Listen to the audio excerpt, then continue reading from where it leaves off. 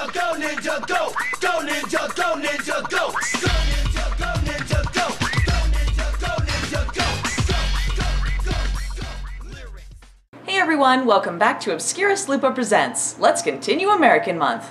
Happy American Month to all my channel awesome buddies. Benzai, Phalis, Sad Panda, Diamanda Hagen, Mike J, Welshie, Film Brain. Wait, not Film Brain. And anyone else I may have forgotten, but I can't imagine who. Anyway, today is American Ninja 3, and instead of doing the usual recap, I thought I'd let the trailer speak for the movie. Roll it. The way of the ninja is a world of mystery, and only the best can master its secrets.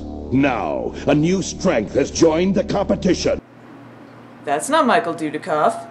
Thrust into a dangerous arena of double dealing, the champion must now become a warrior. Where's Michael Dudikoff? Now the power is in his hands. American Ninja 3. But where's Michael Dudikoff? Aw man, American Month is ruined. You hear that, David Bradley? You did this. You ruined America. I hope you're happy. Okay, so you might have guessed that the main character this time around isn't Michael Dudikoff. What, did he have something better to do? David Bradley plays Sean Davidson, who was also an American ninja. The movie begins in a flashback to Sean's childhood, where his dad is performing in a boxing tournament. We're off to a great start! Rev your engines, we're about to take a ride into Sucktown! Hey, Sean! Sean! What you got coming on? One more fight and they'll start the main event. Yep, we sure are, kids! No!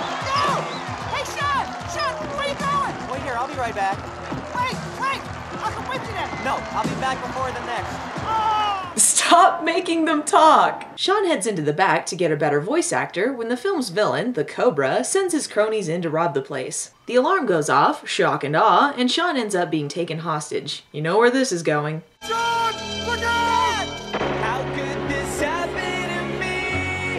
I've made my mistakes. Got nowhere to... See? I'm afraid so. He's been dubbed over by a mismatched voice actor too. No! Alright, so Sean goes to Japan and is trained in martial arts by one of his dad's buddies? It's not entirely clear. Presumably he does a training sequence until he's old enough to not be hilariously dubbed anymore. oh man, I can't believe he actually wore it. I just won $10. Suck it, Hagiwara. And with this necklace, it shall be known to all who cross you that we are BFFs forever. Your training is at last complete, Sean. Now you are a ninja. Look, I'm not going to pretend I'm an expert, and I realize that Dudikoff's backstory was equally ridiculous, but just because you know karate or whatever does not mean you're a ninja. Cut to the present day of 1989, where the Cobra is on Triana Island on the set of Bill Nye the Science Guy. He gives a speech to his buddies along with his blueberry-colored ninja assistant. I do not envy this gentleman. The Cobra tells them that he has a super terrorism method, and they tell him to prove it. He says he will, and they leave. So why did they have this meeting again? Excuse me. You're Sean Davidson, right? Yeah. Yay, it's Curtis. Shalom, y'all? Good to see you again, man. Then why did you ask who he was? Excuse me. Look. This is Dexter. He's our third wheel. I don't get his point either. The three of them just happen to be going to the Karate World Championships at, you guessed it, Triana Island. Okay, I get Sean's involvement since he, trained in karate, and I don't know who the fuck Dexter is, but why is Curtis there? They say he's in the sword competition, but since when does he do karate tournaments? And why isn't he in the army anymore? And how does he know Sean? And where the hell is Michael Dudikoff? When the three of them arrive, they're being watched by one of the Cobra's lackeys, Chan Lee. Chan, you got a little something in your hair. It turns out that the whole tournament was organized by the terrorists so they could find a superhuman. No, seriously, that's why. Spoiler alert, the Cobra has created a virus for biological warfare and wants to test it out to prove his terrorist street cred. Apparently he needed karate champions for this, especially famous ones that people might be suspicious about if they go missing. Let the games begin.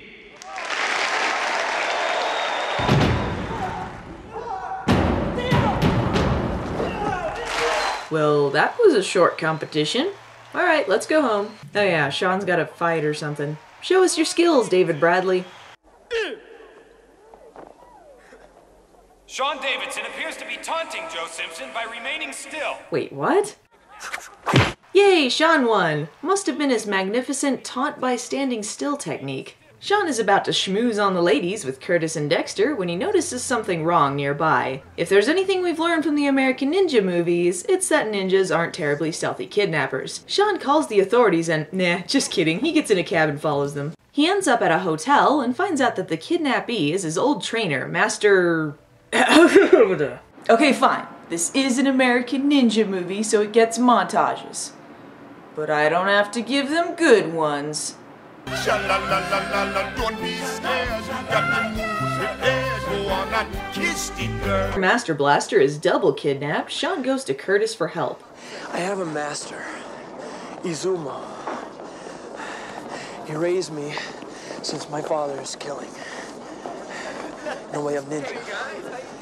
You're a ninja? Yes. So that explains a few things.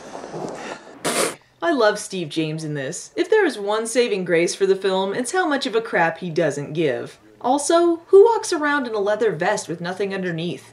His Shalom Y'all shirt must have been in the wash. I saw Izumo here. He was being kidnapped by the ninja. Ninja. Not again. Paycheck earned! Back at Shiny Desk headquarters, we discover that Master What's-His-Face was actually one of the ninjas in disguise. Yes, according to this movie, ninjas are so good at disguising themselves, they can actually change their faces. I mean, I realize the first movie had teleporting and lasers and shit, but come on, my disbelief can only be suspended so far. If she hasn't ensnared him yet, it's probably because he's doubly powerful. Oh, you hear that? Doubly powerful. He's like the double-stuffed Oreo of ninjas. You guys hungry? I don't think I want any of this right here. Her. Who the hell are these guys? You gotta be kidding.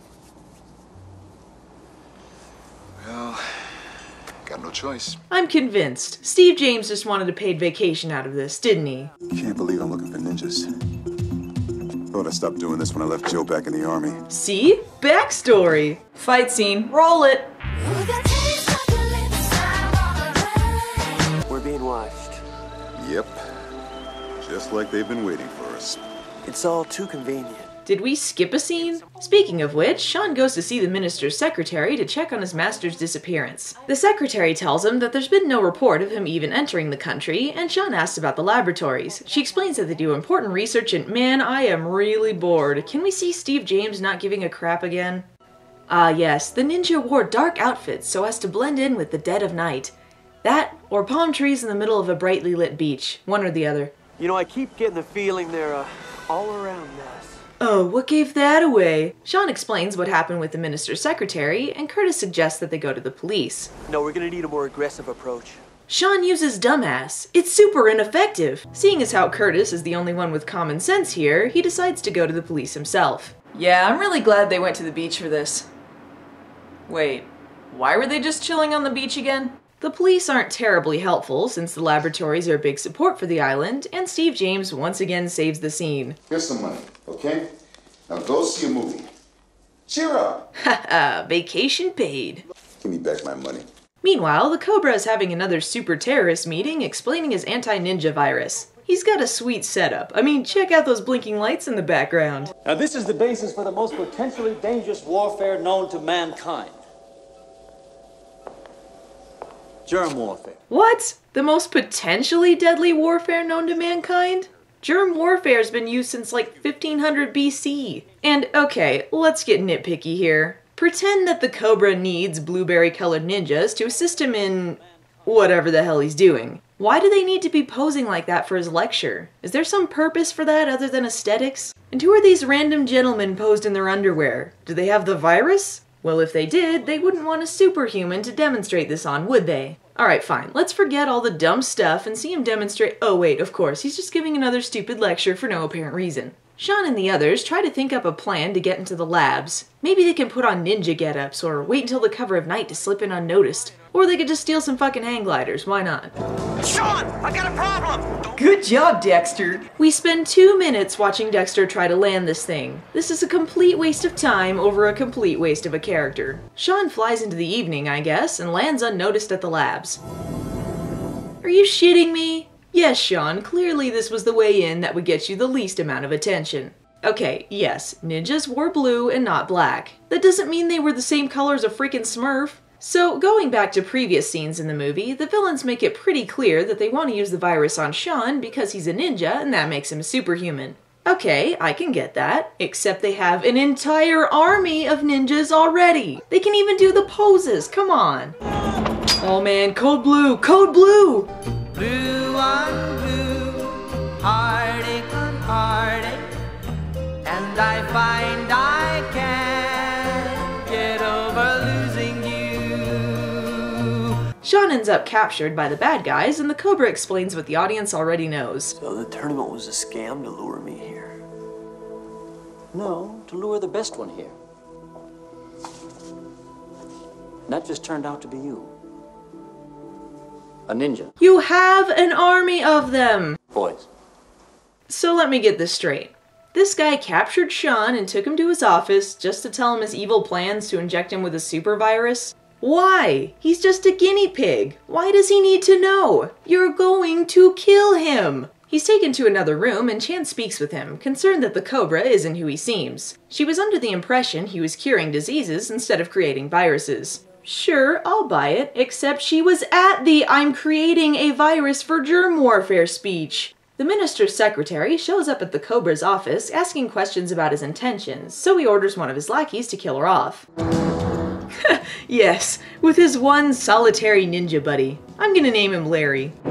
Larry, no! It turns out that the secretary was actually Chan in disguise. Yes, I'm serious. She replicated her face, bone structure, etc. with a mask or something. The power of the ninja! I'm really worried about Sean. Me too, but let's give him a little more time. Yeah, I'm sure he's fine. He probably spent all night fighting off ninjas or something. No reason to be worried. Time is running out for your friend. Do you like my hood? It's completely pointless. Sean is injected with the virus. Are we just never going to explain the guys in underwear? Curtis, Dexter, and Chan decide to help Sean out. Don't underestimate that man. He's not called the Cobra for nothing. It's not because calling your villain Cobra is like the top martial arts movie cliche next to car explosions? Let's go kick some ass. Aw, now he's not even enthusiastic about kicking ass. He must really be missing Joe right about now. The Cobra will have injected Sean with the virus. We'll be taking him to his ship. How does she know that? Why is he taking him to his ship? Well, Curtis is taking off his shirt. This is serious business. Oh yeah, you guys are totally out of sight. If you want it to be good, girl, get yourself a bad boy. Yeah, I like this. The three of them find Sean and are about to rescue him when they come across this guy again. Oh, this guy.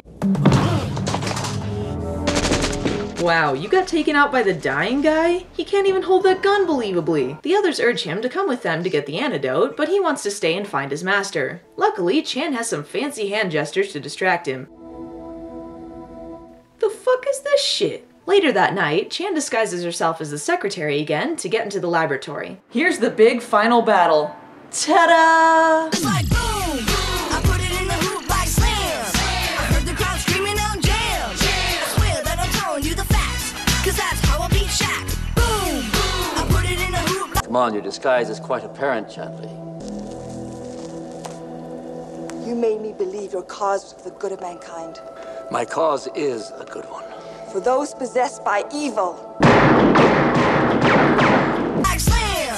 I heard the crowd screaming out jam. I swear that I'm telling you the facts, cause that's how I beat Shaq. So check it out.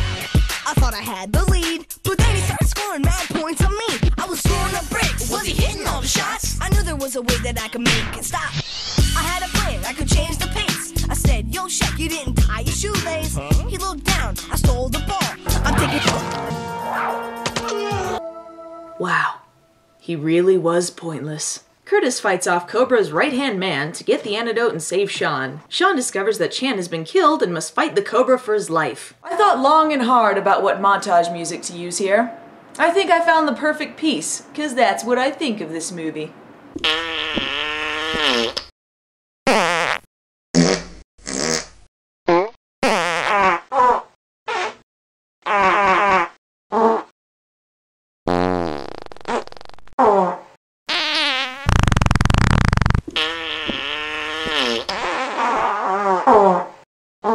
Hey, Sean. Here's the antidote, man. don't need it anymore. What? Thanks for nothing, pal. I'll accept the whole he overcame a virus through willpower thing, but Curtis got shot at for that shit. Come on, let's go home. What is he, Michael Myers? Just get on with it.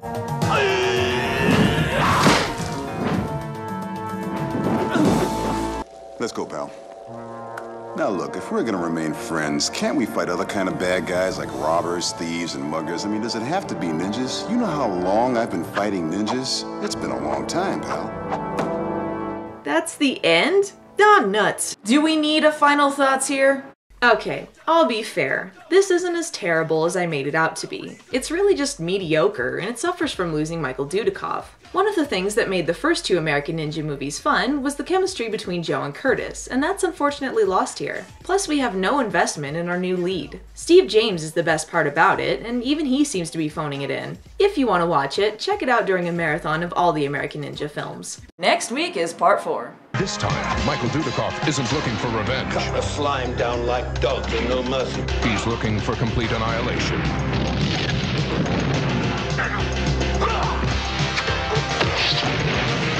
Michael Dudikoff, David Bradley, American Ninja 4.